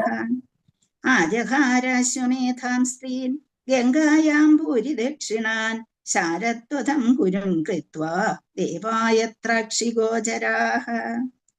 ആജഹാര അശ്വമേധാൻ സ്ത്രീൻ ഗംഗായാം ഭൂരി ദക്ഷിണാൻ ശാരദ്വതം ഗുരും കൃത്വാ ദേവ യത്ര ദക്ഷിണ എത്ര അക്ഷി ദക്ഷിണയില്ല എത്ര അക്ഷി ഗോചര ആജഹാര അനുഷ്ഠിച്ചു, ഒരു കാര്യം നിർവഹിച്ചു. അശ്വമേധാൻ അശ്വമേധയജ്ഞങ്ങൾ. 3. അപ്പം ആജഹാര അശ്വമേധാൻ സ്ത്രീ എന്ന് പറയുന്നതിന്റെ അർത്ഥം അദ്ദേഹം എന്ത് ചെയ്തു? 3 അശ്വമേധങ്ങൾ അനുഷ്ഠിച്ചു. ഗംഗായാം ഭൂരി ദക്ഷിണാൻ, ഗംഗായാം എവിടെ അനുഷ്ഠിച്ചു? ഗംഗയുടെ തീരത്ത്. ഭൂരി ദക്ഷിണാൻ, ഭൂരി എന്ന് വെച്ചാൽ മതിയാകോളം, തൃപ്തിയാകോളം. ദക്ഷിണാൻ, ദക്ഷിണ കൊടുക്കുക എന്ന് പറയത്തില്ലേ നമ്മളെ, ദക്ഷിണ കൊടുക്കുക, അതെ, പാരിതോഷികം കൊടുക്കുക. ശാരദ്വതം, ആർക്ക്? അതുകൊണ്ടാണ് ഞാനിവിടെ ഗുരുവിനെ പേര് ചോദിച്ചത്. ശാരദ്വതൻ എന്ന് പറയുന്നത് കൃപാചാര്യരാണ്, കൃപാചാര്യർ. ഗുരും, ആരെ? ആത്മീയാചാര്യൻ. ഗുരും ആത്മീയാചാര്യൻ എന്ന വാക്ക്. കൃത്വ, തെരഞ്ഞെടുത്ത ശേഷം. ദേവാ, ദേവന്മാര്. യത്ര പറഞ്ഞാൽ ഏത് സ്ഥാനത്തെ, എവിടെ എന്നുള്ള അർത്ഥം. അക്ഷി, നേത്രങ്ങൾ. ഗോചര, പ്രവർത്തന രംഗത്തിനുള്ളിൽ എന്ന് വെച്ചാൽ തന്റെ അധികാര പരിധിക്കുള്ളിൽ എന്നുള്ള അർത്ഥം. അപ്പം ആജഹാരാശ്വമേധാം സ്ത്രീൻ ഗംഗായാം ഭൂരി ദക്ഷിണാൻ ശാരദ്വതം ഗുരും കൃത്വാ ദേവാ യത്രാക്ഷി ഗോചരാഹ. ഹരേ കൃഷ്ണ. ശ്ലോകം വായിച്ചോളൂ. ഹരേ കൃഷ്ണ. വായിക്കട്ടെ മാതാജി? വായിക്കും. ആജഹാര അശ്വമേധാം സ സ്ത്രീ ഗംഗായാം ഭൂരി ദക്ഷിണ ശാരദം ഗുരും കൃത്വ ദേവ യത്ര അക്ഷിഗോചര. ഹരേ കൃഷ്ണ മാതാജി. മാതാജി ആജഹാര അശ്വമേധാം കഴിഞ്ഞിട്ട് മാതാജി ചാ അവിടെ ചേർത്തു. ചാ ഇല്ല. ആജഹാര അശ്വമേധാം സ്ത്രീ അശ്വമേധ സ്ത്രീം ഗംഗായാം ഭൂരി ദക്ഷിണാൻ ശാരദം ഗുരും കൃത്വ ദേവ എത്ര അക്ഷിഗോചര. ഹരേ കൃഷ്ണ മാതാജി. ഹരേ കൃഷ്ണ. ഹരേ കൃഷ്ണ. ഹരേ കൃഷ്ണ. ഓം നമോ ഭഗവതേ വാസുദേവായ. ഓം ശ്രീകൃഷ്ണ പരമാത്മനെ നമഃ. ആരേലും വായിക്കൂ അങ്ങനെ. ആജഹാരാശ്വമേധാം സ്ത്രീൻ ഗംഗായാം ഭൂരി ദക്ഷിണാൻ ശാരദ്വതം ഗുരും കൃത്വാ ദേവായത്രാക്ഷി ഗോചര. ഹരേ കൃഷ്ണ മാതാജി. ഹരേ കൃഷ്ണ. മറ്റേ മാതാജി വായിക്കാൻ വന്ന മാതാജിയോട് വായിച്ചോളൂ. ആജഹാരാശ്വമേധാസ്ത്രീൻ ഗംഗായാം ഭൂരി ദക്ഷിണാൻ ശാരദ്വതം ഗുരും കൃത്വ ദേവയത്രാക്ഷി ഗോചരാഹ. ഹരേ കൃഷ്ണ. ഹരേ കൃഷ്ണ. ദേവാ യത്രാക്ഷി ഗോചര. ഹരേ കൃഷ്ണ. വിവർത്തനം. ട്രാൻസ്ലേഷൻ ഭക്തിവേദാന്ത സ്വാമി ശ്രീ പ്രഭുപതി. മാർഗനിർദ്ദേശം നൽകുന്ന തന്റെ ആത്മീയ ഗുരുവായി കൃപാചാര്യരെ തെരഞ്ഞെടുത്ത ശേഷം മഹാരാജാവ് പരീക്ഷിത്തെ ഗംഗാനദീ തീരത്തെ 3 അശ്വമേധയാഗങ്ങൾ നടത്തി. പങ്കെടുത്തവർക്ക് മതിയാവോളം പാരിതോഷികങ്ങൾ നൽകിയാണ് അവ നിർവഹിച്ചത്. മാത്രവുമല്ല, ഈ യാഗങ്ങളിൽ സാമാന്യ ജനത്തിന് പോലും ദേവന്മാരെ ദർശിക്കുവാൻ കഴിഞ്ഞിരുന്നു. അപ്പം മഹാരാജാവ് പരീക്ഷിത്ത് ഗംഗാതീരത്തെ എന്ത് ചെയ്തു? 3 അശ്വമേധ യാഗങ്ങളാണ് നടത്തുന്നത്. അപ്പം തന്റെ ഗുരുവായിട്ട് കൃപാചാര്യരെ സ്വീകരിച്ചു. അദ്ദേഹത്തിന്റെ നേതൃത്വത്തിൽ 3 അശ്വമേധ യാഗങ്ങൾ നടത്തി. അതിൽ പങ്കെടുത്തവർക്ക് ഇഷ്ടം പോലെ പാരിതോഷികങ്ങൾ കൊടുത്തു. നേരത്തെ ഞാൻ പറഞ്ഞത് ആര് കൊടുത്തു എന്നാണ് പറഞ്ഞത്? ഇപ്പൊ ഈ 2ാമത്തെ ശ്ലോകത്തിൽ ആർക്ക് പാരിതോഷികം കൊടുത്തു? ഒരുപാട് കൊടുത്തു എന്ന് പറഞ്ഞു. ആരാണ്? രണ്ടും കൂടെ തെറ്റിപ്പോവരുത്. ജനമേജയ മഹാരാജാവിനെ കുറിച്ചാണ് അവിടെ പറഞ്ഞത്. ഇപ്പൊ ഇത് പറയുന്ന അതിനു മുമ്പുള്ള കാര്യം. പരീക്ഷിത്ത് മഹാരാജാവിനെ കുറിച്ച് പറയുകയാണ്. ഗംഗാനദി തീരത്ത് 3 അശ്വമേധയാഗം നടത്തുകയും അവർക്ക് മതിയാകുവോളം പാരിതോഷികങ്ങൾ നൽകുകയും ചെയ്തു. ഈ യാഗങ്ങളിൽ ഒരു പ്രത്യേകത ഉണ്ടായിരുന്നു. മറ്റേടത്തും അങ്ങനെ തന്നെയായിരുന്നു. അവിടെയും സാമാന്യ ജനങ്ങൾക്ക് ദേവന്മാരെ കാണാൻ കഴിഞ്ഞു. ഇവിടെയും സാമാന്യ ജനത്തിന് ദേവന്മാരെ കാണാൻ കഴിഞ്ഞു എന്ന് പറയുന്നു. അപ്പം പണ്ട് കാലത്തെ ആൾക്കാർ കുറച്ചുകൂടി ഇന്ന രീതിയിലായിരുന്നില്ല. അവരുടെ ജീവിത രീതി, അവരുടെ സ്വഭാവമൊക്കെ വ്യത്യസ്തമായിരുന്നു. അങ്ങനെ ഇവരൊക്കെ ഓരോ ഗോളത്തിൽ നിന്ന്, ഓരോ പ്രദേശത്ത് നിന്ന് വേറൊരു സ്ഥലത്തേക്ക്, സ്വർഗം, ഭൂമി, പാതാളം എന്നൊക്കെ നമ്മൾ കേൾക്കുന്നുണ്ടല്ലോ. അപ്പൊ അങ്ങനെ അവിടേക്കും ഇവിടേക്കും പോകാനുള്ള ശക്തി അവർക്ക് കൊടുത്തിരുന്നു എന്നുള്ളതാണ്. നമ്മൾ കേട്ടു, അർജുനൻ എവിടെ പോയി? സ്വർഗത്തിൽ പോയിരുന്നു, അല്ലെ? സ്വർഗത്തിൽ പോകാൻ അർജുനന് കഴിഞ്ഞു എന്ന് പറഞ്ഞിരുന്നു. മുച്ചുകുന്ദന്റെ കഥ നിങ്ങൾ കേട്ടിട്ടുണ്ടാവും. മുച്ചുകുന്ദ മഹാരാജാവ് അപ്പം സ്വർഗത്തിൽ പോയി ഒരുപാട് കാലം അവിടെ താമസിച്ചിട്ട് അവിടെ ദേവേന്ദ്രനെ സഹായിച്ചിട്ട് ഒരുപാട് കാലം കഴിഞ്ഞപ്പോഴത്തേക്ക് ഇവിടുത്തെ ഭൂമിയിലെ സമയമെല്ലാം കഴിഞ്ഞുപോയി. അദ്ദേഹം തിരിച്ചിവിടെ വരുമ്പോഴേക്ക് എന്ത് സംഭവിച്ചു? ഇവിടെ അദ്ദേഹം അറിയുന്നതും ബന്ധുക്കളും എല്ലാവരും മണ്ണിനടി, എല്ലാവരും കഴിഞ്ഞു. അദ്ദേഹത്തിന് ഒന്നും ചെയ്യാനില്ലാതെയായി. ഇവിടെ വന്ന് അദ്ദേഹം ദേവേന്ദ്രനോട് ചോദിച്ചു, എനിക്ക് മോക്ഷമാണ് വേണ്ടത്. അദ്ദേഹം പറഞ്ഞു, എനിക്ക് മോക്ഷോദം നൽകാനുള്ള ശക്തി എനിക്കില്ല, അതുകൊണ്ട് ഇനി എന്തെങ്കിലും ഒരു ആഗ്രഹം ഞാൻ സാധിച്ചു തരാമെന്ന് പറഞ്ഞു. അദ്ദേഹം പറഞ്ഞു, എനിക്കൊന്നും അറിയാതെ ഇത്രേ കാലമായി ഞാൻ ഉറങ്ങുന്നില്ല, എനിക്ക് ഉറങ്ങണമെന്ന് പറഞ്ഞു. അങ്ങനെ അദ്ദേഹം മുചുകുന്ദ മഹാരാജാവ് എന്ത് ചെയ്തു? ഒരു പർവ്വതത്തിന്റെ ഒരു ഗുഹയിൽ ചെന്ന് ഉറങ്ങുന്ന അവസരത്തിലാണ് ശ്രീകൃഷ്ണൻ അവിടെ എത്തുന്നതും യവനന്മാരെ കാണാൻ തോൽപ്പിക്കാനായിട്ട് വരുന്നതും ഭഗവാനെ കണ്ട് അദ്ദേഹം മോക്ഷപ്രാപ്തി നേടുന്നു. അത് കഥ ഭാഗവത്തിലുള്ളതാണ്, നിങ്ങൾ പിന്നീട് പഠിക്കും. ഹരേ കൃഷ്ണ പ്രഭു. ഒരു ക്ലാരിഫിക്കേഷൻ വേണമായിരുന്നു. അതായത് മുച്ചുകുണ്ട് എന്ന് പറയുന്ന ഭഗവാന്റെ ഒരു സതീർത്ഥ്യനില്ലായിരുന്നു. അതായത് അല്ല, അതല്ല ഇത് ഞാൻ പറയുന്ന മുചുകുന്ദൻ അതല്ല. ഈ മുചുകുന്ദൻ എന്ന് പറയുന്നത് അദ്ദേഹം പണ്ട് ഉണ്ടായിരുന്ന ഒരു പ്രസിദ്ധനായ രാജാവായിരുന്നു. അദ്ദേഹം ഒരുപാട് സമർത്ഥനായിരുന്നു, വളരെയധികം കാര്യഗൗരവമുള്ള ആളായിരുന്നു, എല്ലാ യുദ്ധത്തിൽ അതിസമർത്ഥനായിരുന്നു. അദ്ദേഹത്തിന്റെ ആ സാമർത്ഥ്യം കണ്ടിട്ട് ദേവേന്ദ്രൻ ഇദ്ദേഹത്തെ സ്വർഗത്തിലേക്ക് വിളിക്കുന്നു. അങ്ങനെ സ്വർഗത്തിൽ ചെന്നിട്ട്, സ്വർഗത്തിൽ എന്നും ദേവേന്ദ്രൻ ഓരോരുത്തരുമായിട്ട് വഴക്കും ബഹളമല്ലേ, അങ്ങനെ അസുരന്മാരുമായിട്ടുള്ള ആ യുദ്ധത്തില് ഒരുപാട് പ്രാവശ്യം അദ്ദേഹം വിജയിപ്പിക്കുകയും അദ്ദേഹം അവിടെ നിന്ന് കഴിഞ്ഞുകൂടുകയും ചെയ്യുകയാണ്. അങ്ങനെ കഴിഞ്ഞുകൂടി കുറെ കാലം ജീവിച്ചു കഴിഞ്ഞപ്പോഴാണ് കാർത്തികേയൻ വന്നിട്ട് ദേവസേനാപതിയായിട്ട് അവിടെ അധികാരം വെക്കുന്നത്. കാർത്തികേയനെ എല്ലാവർക്കും അറിയാമല്ലോ, സുബ്രഹ്മണ്യനെ. അപ്പൊ അദ്ദേഹമാണല്ലോ പിന്നീട് ദേവസേനാപതി. അദ്ദേഹം ഇല്ലാത്തിടത്തോളം കാലം അവിടെ സേനാപതി വളരെ പ്രാധാന്യമുള്ളതായിരുന്നു, ഇല്ലായിരുന്നു. അങ്ങനെയാണ് മുചുകുന്ദൻ അവിടെ വന്നിട്ട് സ്വർഗത്തിലായിരുന്നു. സ്വർഗത്തിൽ നിന്ന് തിരിച്ചു വരുമ്പോഴത്തേക്ക് ഇവിടുത്തെ കാലഘട്ടങ്ങളെല്ലാം നീങ്ങിക്കഴിഞ്ഞു, ആരുമില്ല ഇവിടെ വരുമ്പോഴത്തേക്ക്. വേറെ ആൾക്കാരോ അദ്ദേഹത്തിന് ഒരു പരിചയമില്ല. അങ്ങനെ ഇവിടെ വന്ന് അദ്ദേഹം ഗുഹയിൽ കിടന്ന് ഉറങ്ങാനുള്ള, എന്ന് വെച്ചാൽ അദ്ദേഹം മോക്ഷം കൊടുക്കാൻ ആർക്കും കഴിയില്ല എന്ന് നമ്മൾ മനസ്സിലാക്കാൻ വേണ്ടിയാണ് ഇത് മനസ്സിലാക്കുന്നത്. മോക്ഷം കൊടുക്കാൻ ഭഗവാന് മാത്രമേ കഴിയുള്ളൂ. എന്ന് വെച്ചാൽ ദേവൻ പറഞ്ഞ് എനിക്കത് കഴിയില്ല, പക്ഷെ ഞാൻ എന്തെങ്കിലും ചെയ്യാമെന്ന് പറഞ്ഞിട്ട് ഉറങ്ങാൻ പറയുന്നു. ആ സമയത്താണ് എന്ത് ചെയ്യുന്ന യവനന്മാരിവിടെ ഭഗവാന്റെ ഇവിടെ ദ്വാരക ആക്രമിക്കാൻ വരുന്നു. കൃഷ്ണൻ എന്നും പറഞ്ഞ ഒരാളുണ്ട്, ലോകത്തിലെ ഏറ്റവും വലിയ ആളാണ് കൃഷ്ണൻ എന്ന് പറയുന്നു. അദ്ദേഹത്തിന്റെ ഗുണഗണങ്ങളെ കുറിച്ച് ഇങ്ങനെ വർണ്ണിച്ചു കേൾക്കുന്നു. എനിക്കെന്നാ ഒന്ന് കാണണമല്ലോ എന്നും പറഞ്ഞ് വരുന്നത്. കൃഷ്ണൻ എന്ത് ചെയ്തു? അതിനെ യുദ്ധം ചെയ്ത് തോൽപ്പിക്കാൻ ഇഷ്ടപ്പെട്ടില്ല. കൃഷ്ണൻ എന്ത് ചെയ്തു? ഒരു നല്ല ഒരു പുതപ്പ് എടുത്ത്, ഒരു ഷാളും എടുത്ത് പുതച്ചുകൊണ്ട് കൃഷ്ണൻ ഇങ്ങനെ ഓടുന്നതായിട്ട് സങ്കല്പിച്ചുകൊണ്ട് പോവാണ്. ഈ പുറവിന് ഈ യവനനും അദ്ദേഹത്തിന്റെ സൈന്യവും കൊണ്ട് അദ്ദേഹം ഓടി വരുന്ന സമയത്ത് ഒരു ഗുഹയുടെ അടുത്ത് ചെല്ലുമ്പോൾ കൃഷ്ണൻ എന്ത് ചെയ്തു? ആ ഗുഹയിലേക്ക് കയറും.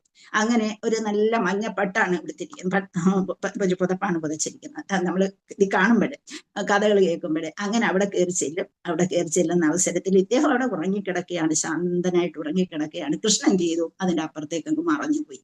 അവിടുന്ന് എന്ത് ചെയ്തു? ഈ യവനൻ, ഇവനാണോ കൃഷ്ണൻ, ഇവനെ പിടിച്ചിട്ട് തന്നെ കാര്യം എന്നും പറഞ്ഞ് ഗുഹയിലോട്ട് കയറും. ഗുഹയിലോട്ട് കയറി ചെല്ലുമ്പം അവിടെ ഉറങ്ങിക്കിടക്കുന്നു ആരെ? ഈ മുചുകുന്ദന്. അപ്പൊ മുചുകുന്ദനെ കണ്ടപ്പോ ഇയാള് വിചാരിച്ചത് എന്താണ്?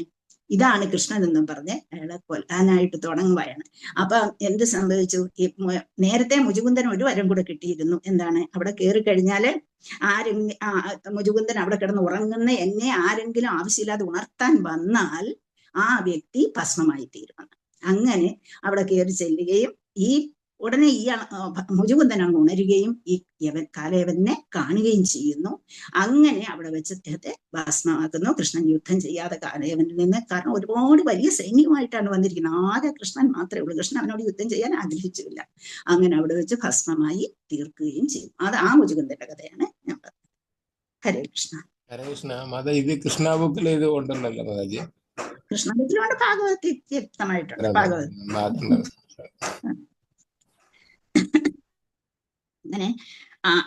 അങ്ങനെ ആൾക്കാര് ഗോളാന്തര യാത്ര ആ കാലഘട്ടത്തിൽ നടത്തുമായിരുന്നു.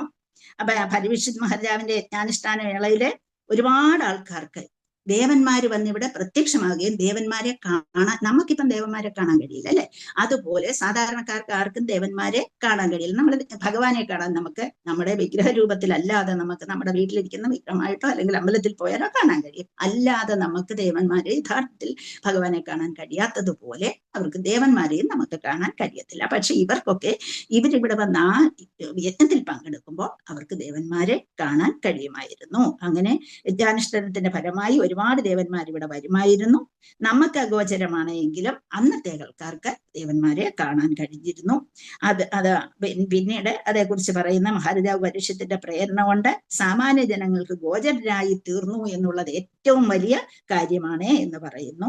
അതുപോലെ മഴമേഘങ്ങൾ വർഷിക്കുന്നത് പോലെ ഞാൻ മുമ്പേ പറഞ്ഞു, ജനമേജയ രാജാവ് അതുപോലെ കൊടുത്തു എന്ന് പറഞ്ഞു. എന്താണ്? യജ്ഞം നടന്നില്ല എങ്കിൽ പോലും ആവശ്യത്തിന് എന്താ കൊടുത്തു? സമ്മാനങ്ങൾ നൽകി അവരെ വിട്ടു. ഇവിടെ അദ്ദേഹത്തിന്റെ യജ്ഞം പൂർത്തിയാവുകയും അദ്ദേഹം ഇഷ്ടം പോലെ ആ യജ്ഞവേളകളിൽ രാജാക്കന്മാർ യഥേഷ്ടം ദാനം ചെയ്യുന്നത് പതിവായിരുന്നു.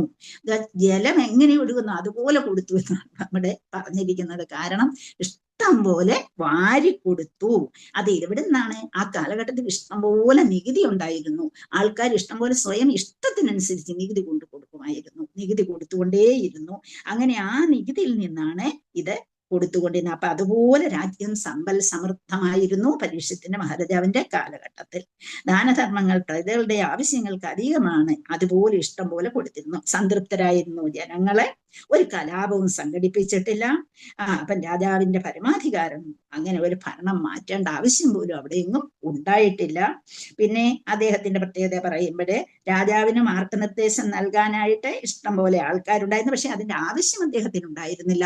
എങ്ങനെ? നേരത്തെ പറഞ്ഞു അദ്ദേഹത്തിന്റെ ഗുണഗണങ്ങളെ കുറിച്ച് കഴിഞ്ഞ ദിവസം ഞാൻ പറഞ്ഞിരുന്നു. എന്താണ്?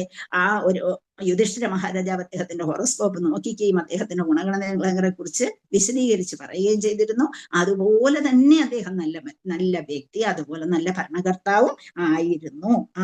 ആത്മീയ പുരോഗതി വളരെ രീതിയിൽ മറ്റുള്ളവർക്ക് കൂടി ഉണ്ടാക്കി കൊടുക്കാൻ അദ്ദേഹത്തിന് കഴിഞ്ഞിരുന്നു. സാധാരണ ജനങ്ങളെ പോലും ഭക്തരാക്കി മാറ്റാൻ അദ്ദേഹത്തിന് കഴിഞ്ഞിരുന്നു. അപ്പൊ ഉത്തമ വിശ്വാസയോഗ്യനായിരുന്നു, ആധികാരികത ഉള്ള ആളായിരുന്നു, ആത്മാർത്ഥതയുള്ളവനും ആയിരുന്നു.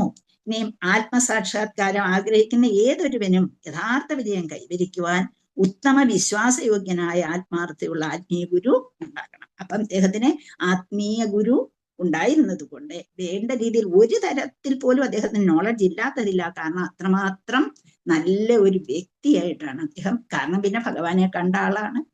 അതുപോലെ യുധിഷ്ഠിര മഹാരാജാവിൽ നിന്ന് എല്ലാ കാര്യങ്ങളും നേടി എന്ന് വെച്ചാൽ കേൾക്കാൻ കഴിഞ്ഞ ആളാണ്. രാജ്യഭരണം എങ്ങനെ കൊണ്ടുപോകണമെന്ന് അറിയാൻ കഴിഞ്ഞ ആളാണ്. അങ്ങനെ എല്ലാ രീതിയിലും പ്രഗത്ഭമായിരുന്നു രാജ്യമെന്നാണ് ഇവിടെ പറഞ്ഞിരിക്കുന്നത്. അപ്പൊ നമ്മള് ആ ഒരു ജാഗ്രത, സ്വപ്ന, സുഷുപ്തി, തുരിയ അവസ്ഥകളെ കുറിച്ച് നമ്മൾ നോക്കിയാലും ആ രീതിയിൽ പോലും ജനങ്ങൾ വളരെയധികം ആ രാജാവിനെ സ്നേഹിക്കാനും രാജ്യത്ത് സുരക്ഷിതരുമായിരുന്നു. എന്താണ് ഈ ജാഗ്രത, സ്വപ്ന, സുഷുപ്തി, തുരിയ എന്നൊക്കെ പറയുന്നത്? ആർക്കെങ്കിലും പറയാമോ? നമുക്ക് സ്വപ്നം കാണും, നമ്മളെ അല്ലേ? ഉറങ്ങും, ജാഗ്രതയായിട്ട് നമ്മൾ ഉറങ്ങും, സുഷുപ്തി നമുക്ക് കിട്ടും അല്ലേ? എന്താണ് ഈ ജാഗ്രത എന്ന് പറയുന്നത്? ജാഗ്രതയായിട്ടിരിക്കുകയെന്ന് വെച്ചാൽ മെറ്റീരിയലായിട്ട് ഭൗതികമായിട്ട് നമ്മൾ ഉണർന്നിരിക്കുക. നമ്മൾ എല്ലാ കാര്യങ്ങളും നോക്കി ഭൗതികമായിട്ട് ഉണർന്നിരിക്കുന്ന ഒരവസ്ഥയാണ് ജാഗ്രത. അതിൽ തന്നെ നമ്മുടെ മനസ്സ് ഉറങ്ങുന്ന അവസരത്തിൽ പോലും കുറെ സമയം നമ്മൾ ജാഗ്രതയായിട്ട് കുറെ കാര്യങ്ങളെ കുറിച്ച് ചിന്തിച്ചുകൊണ്ടിരിക്കാറുണ്ട്. അതുപോലെ സ്വപ്നാവസ്ഥയിൽ എന്ന് പറഞ്ഞാൽ ഉറക്കമാണ്, പൂർണ്ണ ഉറക്കമാകുന്നില്ല, പക്ഷെ ഉറങ്ങിയിരിക്കുന്ന ഒരവസ്ഥ എന്നേ ഉള്ളൂ. സ്വപ്നം ഒരുപാട് കാര്യങ്ങളെ കുറിച്ച് ചിലപ്പോൾ നമ്മൾ സ്വപ്നം കാണാറുണ്ട് അല്ലെ?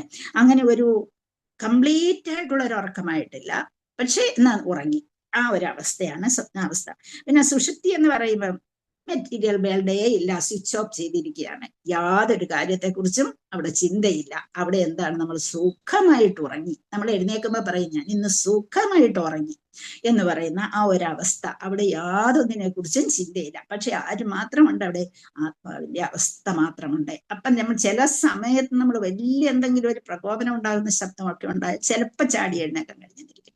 അതുപോലും ഇല്ല. ആ ഒരു സുഷുപ്തിയിൽ എത്തുമ്പോഴത്തേക്ക് അതെല്ലാം കഴിഞ്ഞിരിക്കും. പിന്നെ തുര്യാവസ്ഥ എന്ന് പറയുന്നത് അതീന്ദ്രിയാവസ്ഥയിലാണ് തുര്യാവസ്ഥ. അപ്പൊ ഈ അവസ്ഥകൾ എല്ലാ ജനങ്ങൾക്ക് ഇതിൽ ഇന്ന് എല്ലാ എന്ന് വെച്ചാൽ ജീവിതവും അതുപോലെ ഉറക്കവും എല്ലാം അദ്ദേഹത്തിന് ഒരുപോലെ ആ ഒരു രാജ്യത്ത് ലഭിച്ചിരുന്നു എന്ന് പറഞ്ഞാൽ എന്താണ്? വളരെ സന്തോഷപ്രദമായിരുന്നു ഭരണം എന്ന് നമ്മളെ മനസ്സിലാക്കിയെടുക്കണം. ഹരേ കൃഷ്ണ. ഭഗവാന്റെ കൃപയാണ് ഇതെല്ലാം എന്ന് വിശ്വസിക്കുന്ന ഒരു വ്യക്തിയായിരുന്നു ആര്? പരീക്ഷിത് മഹാരാജാവ്. പിന്നീട് അടുത്ത ശ്ലോകം 4-ാമത്തെ ശ്ലോകം.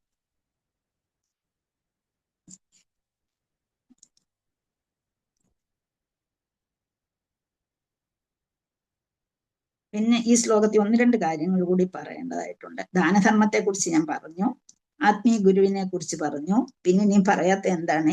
ആത്മസാക്ഷാത്കാരത്തെ കുറിച്ച് പറഞ്ഞില്ല. ആത്മസാക്ഷാത്കാരത്തിനായി എല്ലാവിധമായ ഒരു സാഹചര്യങ്ങൾ ഒരുക്കി കൊടുക്കുന്ന ഒരു എന്ന് വെച്ചാൽ ഒരു ആത്മസാക്ഷാത്കാരം നേടുന്നതിന് ജനങ്ങൾക്ക് താല്പര്യമുണ്ടാക്കുക, അതിനുവേണ്ടി ജനങ്ങൾക്ക് അറിവ് നേടിക്കൊടുക്കുക, അതിനു വേണ്ടിയിട്ട് ആത്മീയമായിട്ടുള്ള ഒരു പ്രധാനമായിട്ട് ഗുരുവിനെ സ്വീകരിക്കാനുള്ള ഒരു സാഹചര്യവും അവിടെ ഉണ്ടായിരുന്നു.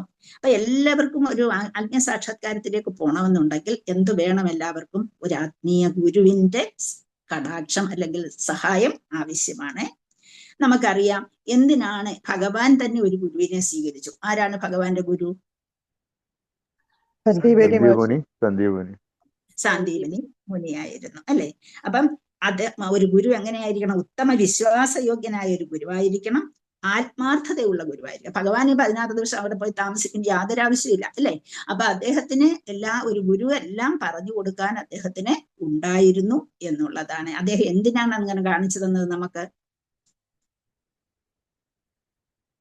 എന്തിനാണ് അദ്ദേഹത്തിന് സാധാരണ ജനങ്ങൾക്ക് പിന്തുടരാനായിട്ട്?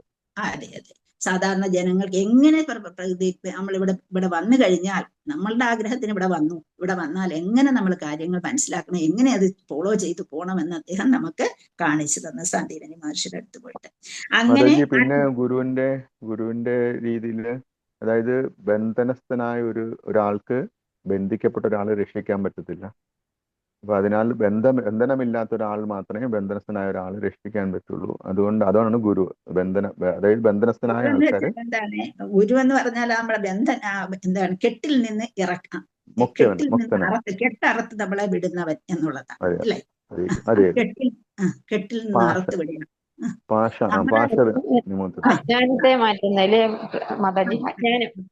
അജ്ഞാനത്തെ മാറ്റി നമ്മൾ കയറിയിരിക്കുന്ന നമുക്കൊരു കെട്ടിട്ട് നമ്മൾ എന്താണ് ഈ ഭൗതികത എന്നും പറഞ്ഞ ഭൗതികതയിൽ അങ്ങ് മുടിയിരിക്കുകയാണ്. ആ കെട്ടറുത്ത് നമ്മൾ എവിടേക്ക് വിടുകയാണ്? ആത്മജ്ഞാനത്തിലേക്ക് വിടുകയാണ്. അപ്പൊ അങ്ങനെ ആത്മസാക്ഷാത്കാരം സാധിച്ചിട്ട് ആ ബന്ധനത്തിൽ നിന്ന് നമ്മളെ മോചിപ്പിച്ച് നമ്മളെ എന്ത് ചെയ്യണം? നമ്മളെ ഉത്തമ വിശ്വാസയോഗ്യനായ ഒരു ഗുരുവിന് മാത്രമേ നമ്മളെ ഉന്നതിയിലേക്ക് വിടുവാൻ പറ്റുകയുള്ളൂ. അപ്പൊ ആത്മാർത്ഥതയുള്ള ആധികാരികതയുള്ള ഒരു ഗുരുവിന് മാത്രമേ നമ്മളെ മുന്നോട്ട് കൊണ്ടുപോകുവാൻ കഴിയുകയുള്ളൂ എന്നാണ് ഗുരുമഹാരാജ് ഒരു ഉദാഹരണം പറഞ്ഞത്. അതായത് ശോഭിച്ചു കിടക്കുന്ന കടലിൽ എത്ര നീന്തറിയാവുന്നതുകൊണ്ട് വീണ് കഴിഞ്ഞാൽ ഒന്നും ചെയ്യാൻ പറ്റത്തില്ല. അതില് ഒരു ബോട്ട് വന്നിട്ട് ആ ബോട്ടിൽ നിൽക്കുന്ന ആളിന് മാത്രമേ ആ കടലിൽ വീണ ആളെ രക്ഷിക്കാൻ പറ്റുള്ളൂ എന്ന് പറയുന്നത്. സംസാര സാഗരത്തിൽ വീണെടുക്കുന്ന ബന്ധനസ്ഥനായ ഒരു ആത്മാവിനെ രക്ഷിക്കണമെങ്കിൽ അതായത് അത് മുക്തനായ ഒരു വ്യക്തിക്ക് മാത്രമേ വീണുപോയാൽ പിന്നെ ആ വീണ് കിടക്കുന്ന ആളിന് ഒരിക്കലും വേറൊരാളെ രക്ഷപ്പെടാനും പറ്റില്ല, വേറൊരാളെ രക്ഷിക്കാനും പറ്റത്തില്ല. നമ്മൾ വിചാരിക്കും നമുക്ക് ഒരുപാട് ഇഷ്ടക്കാരുണ്ട്, നമ്മൾക്ക് ഒരുപാട് ഫ്രണ്ട്സ് ഉണ്ട്, അല്ലെങ്കിൽ നമ്മുടെ വീട്ടിലുള്ളവർ നമ്മളെ രക്ഷിക്കുമെന്നുള്ള ചിന്താഗതി നമുക്ക് ഉണ്ടാകും. പക്ഷെ അതൊക്കെ ഒരു സ്വപ്നം മാത്രമാണ്. പിന്നെ ആ ഒരു ആത്മീയമായ ചുറ്റുപാടിൽ എന്തെങ്കിലും കാര്യങ്ങളിലൊക്കെ സഹായിക്കാൻ കഴിഞ്ഞേക്കാം, പക്ഷെ നമ്മളെ രക്ഷിക്കാൻ കഴിയുകയില്ല. അതിന് നമുക്ക് എന്തൊക്കെ വേണം? നമ്മൾ മനസ്സിലാക്കി എടുക്കാൻ അവര് നമുക്ക് എന്തൊക്കെ പറഞ്ഞു തരണം? ഭക്തി ഇല്ലേ? 9 പ്രോസസ് ഓഫ് ഭക്തി. അതെന്തൊക്കെയാണെന്ന് പറഞ്ഞാട്ടെ, ആർക്കെങ്കിലും പറയാമോ? 9 പ്രോസസ് ഓഫ് ഭക്തി. ശ്രവണം, കീർത്തനം, അതല്ലേ മാതാജി? അത് നമുക്ക് പ്രഹ്ലാദ് മഹാരാജ പറഞ്ഞു തന്ന 9 പ്രോസസ്. വേറെ ഞാൻ സ്റ്റെപ്പ് ശ്രദ്ധ, സാധുസംഗ, ഭജനക്രിയ അല്ലെ, അനർത്ഥ നിവൃത്തി, നിഷ്ഠ, അതൊക്കെ ഞാൻ പറഞ്ഞു. നിഷ്ഠ വരെ നമുക്ക് പോകാൻ പറ്റത്തുള്ളൂ എന്നൊക്കെ പറഞ്ഞു തന്നതാണ്. രുചി, ആസക്തി, ഭാവം, പ്രേമം, അതിലെ 14 അഡീഷണൽ പോയിന്റ്സ് ഞാൻ പറഞ്ഞു തന്നിട്ടുണ്ട്. 9 മെയിൻ പോയിന്റ്സ്, അതുപോലെ തന്നെ 14 അഡീഷണൽ പോയിന്റ്സും പറഞ്ഞു തന്നിട്ടുണ്ട്. ആദ്യം ശ്രദ്ധ, സാധുസംഗ, ഭജനക്രിയ, അനർത്ഥ നിവൃത്തി. അനർത്ഥ നിവൃത്തി വന്നു കഴിയുമ്പോൾ നമ്മൾ എന്ത് ചെയ്യും? നിഷ്ഠയിലെത്തും. നിഷ്ഠയിലെത്തി കഴിയുമ്പോൾ നമുക്ക് പിന്നെ നമ്മൾ തന്നെ ചെയ്യുന്നത് അത്രയേ ഉള്ളൂ, നിഷ്ഠയിലെത്തുക. പിന്നീട് എന്ത് ചെയ്യും? നമ്മുടെ എത്ര ആത്മാർത്ഥത നമുക്കുണ്ടോ അതിനനുസരിച്ച് നമുക്കത് രുചി വരും, ആസക്തി ഉണ്ടാകും, നമ്മളിൽ ഭാവമുണ്ടാകും, നമ്മളിൽ പ്രേമമുണ്ട്. ഇതെല്ലാം മനസ്സിലാക്കി തരണമെങ്കിൽ ഈ കെട്ടല്ല മറത്ത് നമ്മളെ അപ്പുറത്തേക്ക് കൊണ്ടുപോകണമെങ്കിൽ നമുക്ക് ഗുരു വേണം എന്നുള്ളതാണ് നമ്മൾ മനസ്സിലാക്കേണ്ടത്. അപ്പൊ ഒരു ഗുരുവിന്റെ പ്രാധാന്യമാണ് അവിടെ പറയുന്നത്. ഇപ്പൊ നിങ്ങൾ ആൾവാർമാരെ കുറിച്ചൊക്കെ കേട്ട് കാണും അല്ലെ? ആൾവാർമാരെ കുറിച്ച് കേട്ടിട്ടുണ്ടോ? സൗത്ത് ഇന്ത്യയിലെ പ്രധാനമായിട്ട് സൗത്ത് ഇന്ത്യയിലെ ഭക്തി പ്രസ്ഥാനത്തിന് വളരെയധികം പ്രാധാന്യം കൊടുത്തിട്ടുള്ള ആൾക്കാരാണ് ആൾവാസ് എന്ന് പറയുന്നത്. അപ്പൊ ഇവര് പലരും പല സ്ഥലത്താണ് ജനിച്ചത്. പറയും, ഒരു കഥ പറയും. അത് അവരെ പരസ്പരം കണ്ടുമുട്ടിയിട്ടില്ല. എല്ലാവരും ക്ഷേത്രത്തിൽ വരും, തൊഴുതും അങ്ങ് പോവുകയും ചെയ്യും. അപ്പൊ അങ്ങനെ അവിടെ തൊഴുതുകൊണ്ടിരുന്നപ്പോ അവിടെ വരുന്ന ഒരു ദിവസം ഒരാൾവാർ അവിടെ വന്നു. അപ്പൊ അവര് വന്ന് ഭയങ്കര മഴയാണ്, കൂരിരുട്ടാണ്. അപ്പം ആ മഴയത്തെ തൊഴുതിറങ്ങി, പക്ഷെ പോകാൻ ഒരു ഇതുമില്ല, കൂരിരുട്ടാണ്. അപ്പൊ ഒരു ക്ഷേത്രത്തിൽ, അപ്പൊ ആ ക്ഷേത്രത്തിൽ നിന്ന് ഇറങ്ങുന്ന അവസരത്തില് അടുത്തൊരു കുടില് കണ്ടു. കുടയില്ല, ഒന്നുമില്ല, എങ്ങനെ പോകും? അദ്ദേഹം എന്ത് ചെയ്തു? ആ കുടിലിൽ ചെന്നിട്ട് തട്ടിയപ്പോ ഒന്നും അവിടെ ആരും ഇല്ലാത്ത ഒരു കുടിലാണ്. അപ്പൊ അവിടേക്ക് അദ്ദേഹം കതവ് തുറന്നു, അദ്ദേഹം അവിടെ കയറി. അപ്പൊ അങ്ങനെ കുറച്ചു നേരം കഴിഞ്ഞപ്പം കുട്ടിലിന് ഒരു തട്ടൂടെ കേട്ടു. അപ്പൊ എന്ത് ചെയ്തു? അടുത്ത ഒരാളാണ് വന്നത്. അപ്പൊ അതും കതവ് തുറന്നു. അദ്ദേഹത്തിന് അവിടെ പറഞ്ഞു, ഒരാൾക്ക് ഇവിടെ സ്ഥലമില്ല, ഒരാൾക്ക് കിടക്കാനുള്ള സ്ഥലമേ ഉള്ളൂ, പിന്നെ രണ്ടുപേരെ നമുക്ക് ഇരിക്കാം, കയറി വരൂ, കൂരിരുട്ടാണ്, പരസ്പരം കാണാനേ പറ്റത്തില്ലാത്ത ഒരവസ്ഥയായിരുന്നു. അപ്പൊ അത് കഴിഞ്ഞ് അവർ രണ്ടുപേരും കയറി അവിടെ ഇരുന്നു കൊണ്ട് സംസാരിച്ചുകൊണ്ടിരുന്നപ്പോ അതാ വേറൊരാൾ വരുന്നു. അപ്പൊ അങ്ങനെ വന്നപ്പം അവിടെ വന്ന് കൂട്ടി. അപ്പൊ പറഞ്ഞു, ഇവിടെ ഒട്ടും സ്ഥലമില്ല, പക്ഷെ നമുക്ക് എന്നാ നിൽക്കാം. എന്നുവെച്ചാൽ അന്നത്തെ കാലത്ത് ഇങ്ങനെ നമ്മളാണെങ്കിൽ നമുക്ക് ആദ്യാഗ്രഹം കൊണ്ട് നമ്മൾ പറയും ഇവിടെ ഒട്ടും സ്ഥലമില്ല, പൊക്കോന്ന് പറഞ്ഞു വിടും അല്ലേ? പക്ഷെ എന്ത് ചെയ്യും? അവരെന്ത് ചെയ്തു? ഒരാൾക്കൂടെ നമുക്ക് എന്നാ നിന്നുകൊണ്ട് വർത്താനം പറയാം എന്നും പറഞ്ഞ് അടുത്ത ആളിനെയും കയറ്റി വിട്ടു. അങ്ങനെ അവർ 3 പേരും കൂടി ഇങ്ങനെ ഭഗവത് കഥ പറഞ്ഞുകൊണ്ടിരിക്കുകയായിരുന്നു. അങ്ങനെ പറഞ്ഞു കൊടുത്തുകൊണ്ടിരുന്ന ഭയങ്കര മഴയുമാണ്. അതാ വീണ്ടും ഒരു ആള് വരുന്നു. അപ്പം ഭയങ്കര മഴ, കോരിച്ചിരിയുന്ന മഴ, കൂരാക്കുരുട്ടിയിട്ട് ഇവർക്ക് ആർക്കും പരസ്പരം കാണാൻ വയ്യ, ആരാണെന്ന് പോലും അറിയില്ല. അങ്ങനെ അതാളും വന്നു. അപ്പൊ ഇദ്ദേഹം വന്ന് കുട്ടിയപ്പോ പറഞ്ഞു, തീരെ സ്ഥലമില്ല, എന്നാലും എന്നെ കൂടെ ഒന്ന് കയറ്റി വിടണേ എന്ന് പറഞ്ഞു. അപ്പൊ അദ്ദേഹത്തെയും അവരുടെ ആ കാരണം കൊണ്ട് കയറ്റിവിട്ട് അദ്ദേഹം അകത്ത് കയറിയതും ഭയങ്കരമായ പ്രകാശം, തേജസ് അവിടെ എല്ലാം കണ്ടു. തേജസ് കണ്ടപ്പോൾ അവർക്ക് മനസ്സിലായി ഇത് ഭഗവാന്റെ കളിയാണെന്ന്. അങ്ങനെ ഭഗവാന്റെ അപ്പം ഭഗവാൻ അവരോട് പറയുന്നു, എന്റെ എല്ലാ തത്വങ്ങളും നിറവേറ്റി കൊടുക്കാനുള്ള ആചാര്യന്മാരായി നിങ്ങൾ മാറണമെന്ന് പറഞ്ഞു. അങ്ങനെ ആൾവാർമാരെ ആചാര്യന്മാരായി മാറിയിട്ട് നമുക്ക് ഈ ഭക്തി പ്രസ്ഥാനത്തെ കുറിച്ച്, ഭക്തിയെ കുറിച്ച് പറഞ്ഞു തരികയും, നമുക്കെന്ന് പറഞ്ഞാൽ നമുക്കിന്ന് കിട്ടിയിരിക്കുന്നത് അങ്ങനെയാണ്. അപ്പൊ അങ്ങനെ ആൾക്കാരെ ഭക്തിയെ കുറിച്ച് പറഞ്ഞു കൊടുത്ത് അവരെ പ്രബുദ്ധരാക്കി മാറ്റാൻ ഈ ആൾവാർമാർക്ക് കഴിഞ്ഞു. നിങ്ങൾ ആൾവാർമാരെ കുറിച്ച് എല്ലാവരും ഭക്തിയിലുള്ളവരെല്ലാം കേട്ടിട്ടുണ്ടാകും. ഹരേ കൃഷ്ണ. അല്ലാതെ ഭഗവാൻ വന്ന് നമുക്കിത് പറഞ്ഞു തരാൻ ഒക്കത്തില്ലല്ലോ. ബ്രഹ്മാവിന്റെ ഒരു ദിവസത്തിൽ ഒരു പ്രാവശ്യം മാത്രമേ കൃഷ്ണൻ വരികയുള്ളൂ അല്ലെ? അപ്പൊ കൃഷ്ണൻ വന്നിട്ട് പോലും, കൃഷ്ണൻ ഉണ്ടായിരുന്ന സമയത്ത് പോലും ഇവിടെയുള്ള ആൾക്കാർക്ക് കൃഷ്ണനാണെന്ന് മനസ്സിലാക്കാൻ വളരെ കുറച്ചു പേർക്ക്, വിഷ്ണുരെ പോലെയുള്ള കുറച്ചു പേർക്ക് മാത്രമേ കഴിഞ്ഞുള്ളൂ. അപ്പൊ അങ്ങനെ അതുകൊണ്ട് ആചാര്യന്മാർ ഇവിടെ വന്ന് കാര്യങ്ങൾ പറഞ്ഞ് മനസ്സിലാക്കി കൊടുക്കാൻ ഭഗവാൻ തന്നെ പറഞ്ഞു വിടുന്നു എന്നുള്ളതാണ് ഭഗവാന്റെ കാരുണ്യം എന്ന് പറയുന്നത്. ഹരേ കൃഷ്ണ. നമുക്ക് അടുത്ത ഒരു ശ്ലോകം കൂടി വായിക്കാം. നിജഗ്രാഹൗജസാ വീര കലിം ദിഗ്വിജയേ കുചേത് നൃപലിംഗധരം ശൂദ്രം നന്ദം ഗോമിഥുനം പദാ. നിജഗ്രാഹ ഉജസാ വീര കലിം ദിഗ്വിജയേ ക്വചിത് നൃപലിംഗധരം ശൂദ്രം നന്ദം ഗോമിഥുനം പദാ. ഹരേ കൃഷ്ണ. ഒരു മാറ്റം വരികയാണ്. നിജഗ്രാഹ എന്ന് പറഞ്ഞാൽ ആവശ്യമായ രീതിയിൽ അത്രമാത്രം ശിക്ഷിച്ചു, എന്നുവെച്ചാൽ സാഹചര്യത്തിനനുസരിച്ചുള്ള ശിക്ഷ കൊടുത്തു. രജസ അല്ല, ഓജസ അല്ലെ, ഔജസ. അപ്പൊ നിജഗ്രാഹ പ്ലസ് ഔജസയാണ് നിജഗ്രാഹ ഔജസ എന്ന് പറയുന്നത്. നിജഗ്രാഹ ഔജസ പിരിച്ചു പറഞ്ഞില്ല ഞാനല്ലേ? നിജഗ്രാഹ ഔജസ വീര കലിം ദിഗ്വിജയേ ക്വചിത് നൃപലിംഗധരം. നൃപലിംഗധരം. പിന്നെ അടുത്തത് ശൂദ്രം നന്ദം ഗോമിഥുനം പദ. നിജഗ്രാഹ മീൻസ് പര്യാപ്തമായ രീതിയിൽ ശിക്ഷിച്ചു. ഓജസ എന്ന് പറഞ്ഞാൽ അവിടെ പൗരുഷത്തോടുകൂടി, വീര വീരന്മാരെ. കലിം, കലി യുഗം, 4 യുഗങ്ങളിലുള്ളതിൽ കലിയുഗം എന്ന് പറയുന്നത് കലിയുടേതായ യുഗമാണ്. അതുകൊണ്ടാണ് യുഗനായകനായ കലി. ദിഗ്വിജയേ, ലോകം കീഴടക്കാനായി സഞ്ചരിച്ച അദ്ദേഹത്തിന്റെ മാർഗമധ്യേ ക്വചിത്, ഒരിക്കൽ, നൃപലിംഗധരം, ഒരു രാജാവിന്റെ വേഷത്തിൽ കടന്നു പോകുന്നവൻ, നൃപലിംഗധരം. ശൂദ്രം, ശൂദ്രനെ. ഗ്രന്ഥം, ഉപദ്രവിക്കുക. ഗോമിഥുനം, ഒരു പശുവിനെയും കാളയെയും. പദാ, കാലിൽ. അപ്പൊ നമ്മള് ഒരു കഥയിലേക്കാണ് കടക്കുന്നത്. ഇവിടെ വിവർത്തനം വായിക്കാം. ട്രാൻസ്ലേഷൻ ഭക്തിവേദാന്ത സംശ്രീല പ്രഭുപാദിക്ക്. ഒരിക്കൽ പരീക്ഷിത് മഹാരാജാവ് ലോകം കീഴടക്കാനുള്ള അദ്ദേഹത്തിന്റെ മാർഗമധ്യേ ശൂദ്രനേക്കാളും താഴ്ന്നവനായ കലിയുഗ അധിപൻ ഒരു രാജാവിനെ പോലെ കപടവേഷം ധരിച്ച് ഒരു കാളയുടെയും പശുവിന്റെയും കാലിൽ ക്ഷതമേൽപ്പിച്ച് അവയെ ദ്രോഹിക്കുന്നത് കാണാനിടയായി.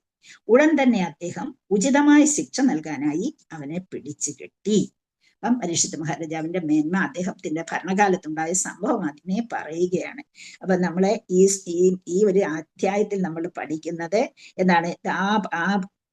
എങ്ങനെയാണ് പരീക്ഷിത് മഹാരാജാവ് കലിയുഗത്തെ അകറ്റി നിർത്തിയത് എന്നുള്ളതാണ് ഇവിടെ മനസ്സിലാക്കുന്നത്. പരീക്ഷിത് മഹാരാജാവ് ലോകം മുഴുവൻ അദ്ദേഹം എന്ത് ചെയ്യും? ലോകം മുഴുവൻ അദ്ദേഹം സഞ്ചരിക്കുമായിരുന്നു. അദ്ദേഹത്തിന്റെ കാലഘട്ടത്തിൽ ലോകം മുഴുവൻ അദ്ദേഹത്തിന്റെ കീഴിലായിരുന്നു. അങ്ങനെ സഞ്ചരിച്ചു കൊണ്ടിരുന്ന വെച്ച് ഒരു ശൂദ്രനെ കാണുന്നു. അത് ശൂദ്രൻ എന്ന് പറയുന്ന ശൂദ്രനേക്കാളും താഴ്ന്നവനായിട്ട് നിൽക്കുന്ന ഒരു വ്യക്തിയെ കാണും. അപ്പൊ അങ്ങനെ ശൂദ്രനേക്കാളും താഴ്ന്നവനായ അദ്ദേഹം ആരായിരുന്നു? കലിയുഗത്തിന്റെ അധിപനായ കലിയായിരുന്നു. അപ്പൊ അദ്ദേഹം എന്ത് ചെയ്ത്? കപടവേഷം ധരിച്ചാണ് വന്നിരിച്ചിരിക്കുന്നത്. അപ്പൊ അങ്ങനെ എന്താ ചെയ്ത്? ഒരു കാളയുടെയും പശുവിന്റെയും കാലിൽ ക്ഷതമേൽപ്പിച്ച് അവയെ ദ്രോഹിക്കുന്നത് കാണാനിടയായി എന്നാണ് പറഞ്ഞിരിക്കുന്നത്. ഉടൻ തന്നെ അദ്ദേഹം ഉചിതമായ ശിക്ഷ നൽകാനായി അവനെ പിടിച്ചു കെട്ടുകയും ചെയ്തു. കലിയുഗത്തെ പോലും മാറ്റി നിർത്താൻ കഴിവുള്ള അത്രമാത്രം മേന്മയുള്ള രാജാവായിരുന്നു ആരെ?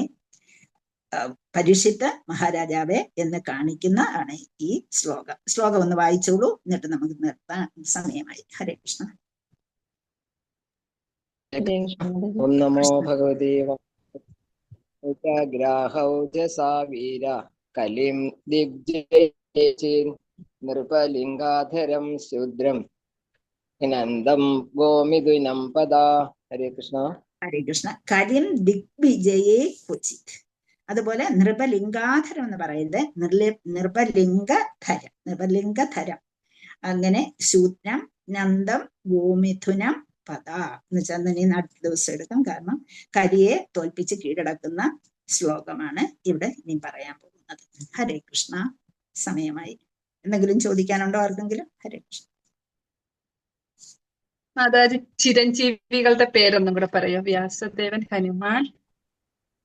വ്യാസദേവനെ, ഹനുമാനെ, അശ്വത്ഥാമാവെ, ബലി, പിന്നെ വിഭീഷണനെ.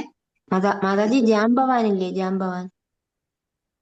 ജാംബവാനെ ഈ 7 ചിരഞ്ജീവിയുടെ കൂടെ ജാംബവാനും ചിരഞ്ജീവി തന്നെയാണെന്നാണ് പറയുന്നത്. ചിരഞ്ജീവി തന്നെ. പക്ഷെ ഈ 7 പേരിൽ അവരുടെ പേര് പറഞ്ഞിട്ടില്ല ശാസ്ത്രത്തിൽ. പക്ഷെ ചിരഞ്ജീവിയാണ് ജാംബവാൻ, ഞാൻ കേട്ടിട്ടുണ്ട്. ഇവിടെ അശ്വത്ഥാമാവ്, ബലി, വേദവ്യാസനെ, ഹനുമാനെ, വിഭീഷണനെ, കൃപരെ, പരശുരാമൻ എന്നാ പറയുന്നത്. പക്ഷെ ജാംബവാനും ചിരഞ്ജീവിയാണെന്നാണ് ഞാനും കേട്ടിട്ടുള്ളത്.